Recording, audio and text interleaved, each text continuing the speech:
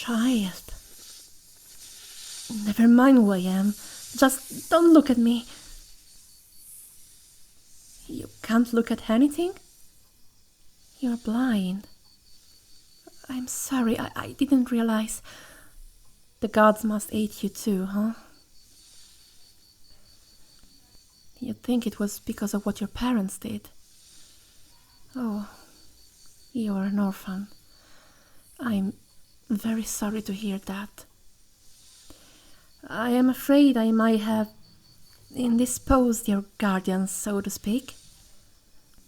Yes, you see, I turned them into stone. Yes, child, I am the fearsome Medusa. But know this, I will never hurt the young and blind. You are both, so you are safe from my wrath. I could use a companion like you in my lair. It gets terribly lonely there at times. What's the matter? Where are you coughing? Oh, forgive me, I didn't realize you were so ill. I said you might not make it if you don't receive proper care soon. How unfortunate.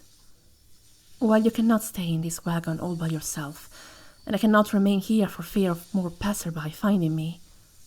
I will take you to my lair to rest there. I will also take whatever is needed to nurse you back to health. If or when you become strong enough to move again, I will leave you by the crossroads, so you will be noticed by a traveler who can take you to where you need to go. Come on then.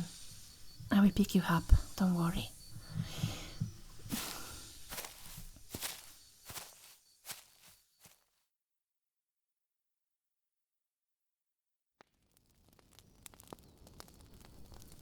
I'm afraid the fire isn't much, but I hope it will help. Here, a wet cloth for your fever.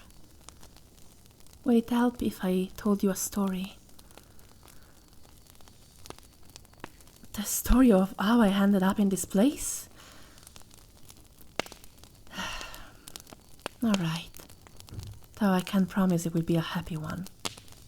You see, I was born to the primordial sea deities, Forces and Ceto, descended from Gaia herself.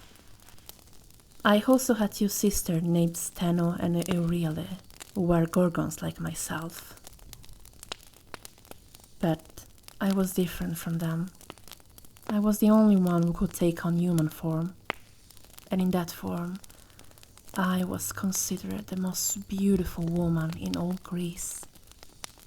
I could experience the mortal world without drawing fear and hide from all who saw me. I never felt alone.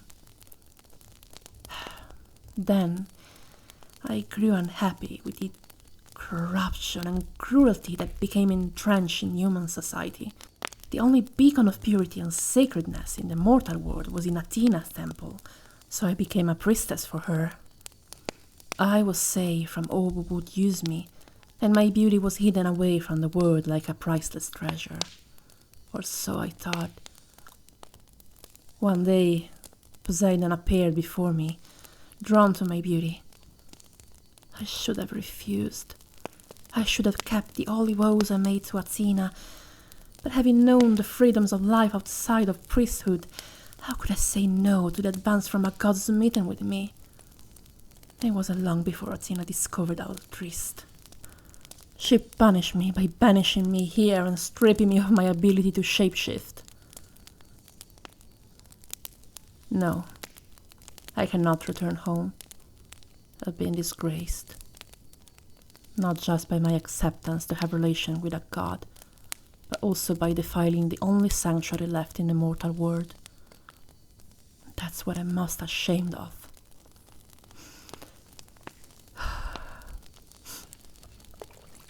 Oh, forgive me. I didn't mean to wet you with my tears. I do hope they help you bring down the fever, though. Say, I've got an idea. If your illness doesn't take you by morning, I will enchant my tears and leave them with you the crossroads. That way you will always have something to remember me by. I hope you will give me something to remember you by too. Oh, sorry. I have not eaten yet. That's why I came near your caravan in the first place, and inadvertently petrified your companions. Don't worry, I don't eat humans. They turn to stone before that happens, and I certainly won't eat you. You are safe here. Oh, I suppose there is one more thing I haven't told you about my tryst. I became pregnant. I may be having more than one child because I can feel more than one pair of legs within me. I do not know when or how they will be born. A god's offspring is always unpredictable. You'd like to listen while I eat some of the ration? Of course. Here. Put your ear on my belly.